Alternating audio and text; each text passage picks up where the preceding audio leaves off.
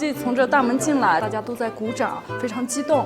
正好我这跟前有一个居民正在办理幸福食堂就餐卡，然后总书记过来就问了一句：“哎，你们在办理什么？”这位老人就说：“哎，我在这儿过来办理幸福食堂的就餐卡，因为那个党和政府的关心，生活现在变得越来越好，我非常的感动。”上2楼以后都是功能性场馆，有书画的老师，爱老幸福食堂合唱团，正在排练，给总书记唱了一首歌。总书记亲切地问我们，在拍什么节目呢？我就告诉他，我们是在准备庆祝建党100周年的节目。总书记听完后问了我们的民族，我们这个合唱团有土族，有汉族，也有藏族。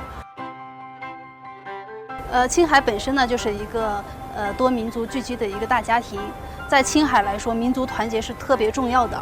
我本身也是一个少数民族，我也会在我的日常生活中把维护民族团结这方面呢做得更好。